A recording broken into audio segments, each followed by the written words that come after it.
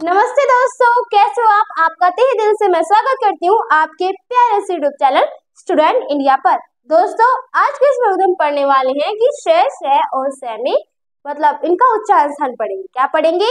हम श और स का उच्चारण स्थान पढ़ने वाले हैं। उससे पहले मैं आपको सिद्धांतिक नियम बताती हूँ, जहाँ आपको दिखाई भी रखा होगा कि जब उच्चारण स्थान और प्रयोग स्थान जो होते हैं वो अलग अलग होते हैं।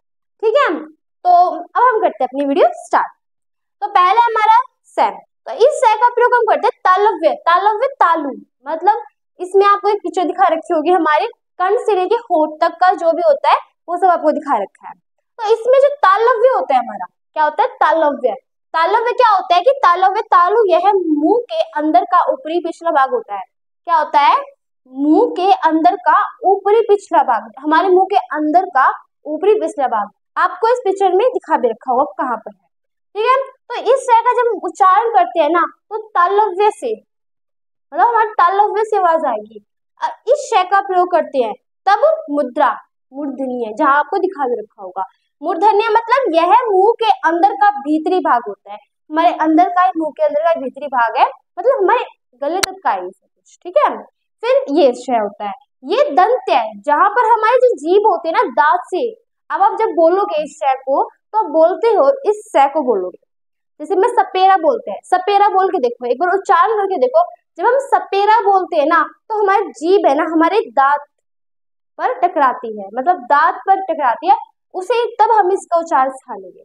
ठीक है, जब हम इस स का प्रयोग करेंगे तो हमारे दांत पर हमारी जीभ टकराएगी। जैसे देखिए आप दे रखा दंत्य है, अब ऊपरी दांतों का भाग, दांतों का थोड़ा सा ऊपरी जो भाग होता है वहां पर टकराती है। अब बोलकर देखो, सपेरा टकराएगी।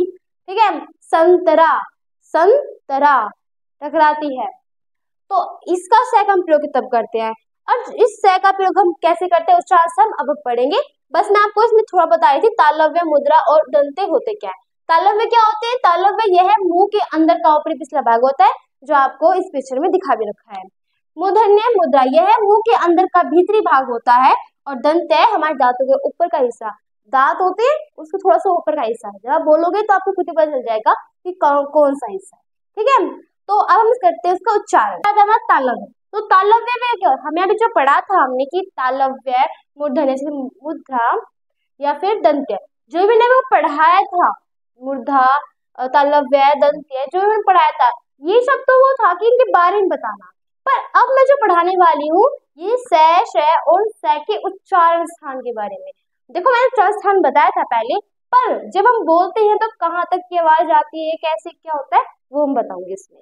तो तालव्य होता है, तालव्य जब हम इस श का प्रयोग करते हैं, जब श का उच्चारण करते हैं तब जीभ तालु का स्पर्श करती है। देखो जब हम इस श का प्रयोग करते हैं, जब हम इस स का प्रयोग करते हैं तब क्या होता है, तब स का उच्चारण करते समय जो जीभ होते हैं तालु को स्पर्श करती है।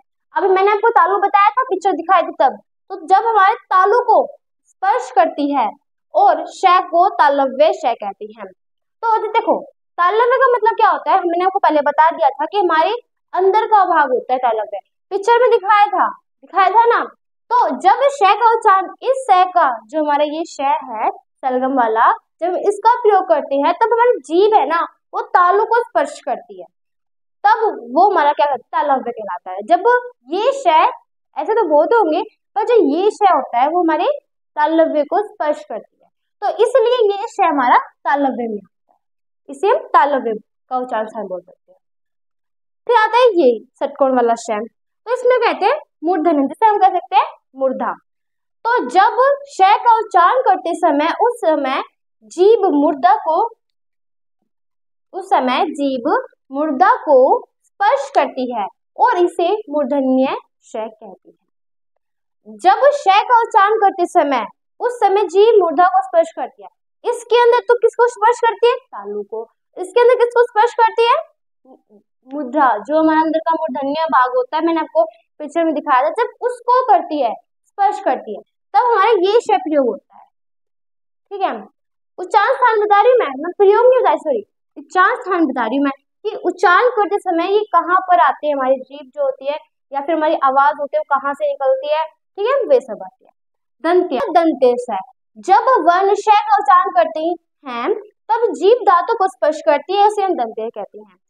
जैसे कि अब हम कहते हैं, अब मैं आपको कोई भी उदाहरण मैंने बताया था, सपेरा, संतरा, ऐसे बहुत से उदाहरण है। अब ये जब उदाहरण हम बोलते हैं तो हमारी जीभ है ना दांतों के ऊपर के हिस्से को क्या करते हैं, स्पर्श करती है।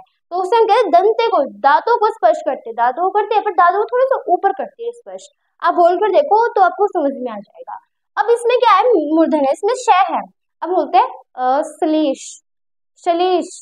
तो श्लीष बोलते समय हमारी जो जीभ है वो दांतों को स्पर्श नहीं करती है, नहीं करती है।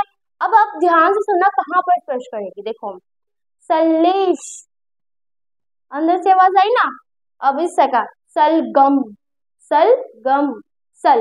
अब इसमें अंदर से आवाज आती है, इसमें सलगम में थोड़ा ऊपर से आवाज आती है और इस शहर के अंदर अंदर से आवाज आती है। आप खुद फील करोगे तब आपको समझ में आएगा, ठीक है। तो इसमें हमें इतना ही जानना था कि तालव्य, मूर्धन्य और दंत्य है। तो इन श को जो हमारा श और श होता है, ये सब स्पर्श व्यंजन कहलाते हैं, ठीक है, क्योंकि ये स्पर्श करते हैं और स्पर्श करते हैं तो स्पर्श व्यंजन कहलाएंगे। और साथ में जब हम इन्हें बोलते हैं, ये ऊष्म व्यंजन तो होते हैं, क्योंकि इन्हें जब हम बोलते हैं तो हमारे अंदर से तालव्य, मूर्धन्य, दंत्य, यहाँ पर यहाँ से आवाज निकलती है। तो इसलिए ये हमारे क्या हो गए, ऊष्म व्यंजन। फिर गर्मी पैदा करते जब से हम बोलते हैं, श सीटी से आवाज आती है और थोड़ा गर्म गर्म हवा भी निकलती है, इसलिए हम इसे ऊष्म व्यंजन में भी लेते हैं, ठीक है। तो आई होप कि आपको समझ में आ गया होगा कि इनका उच्चार स्थान कहाँ पर होता है। तो अगर आपको मेरी वीडियो अच्छी लगी हो तो इसे लाइक करना और अपने दोस्तों को शेयर कर देना। मेरी वीडियो को अंत तक देखने के लिए आपका बहुत बहुत धन्यवाद।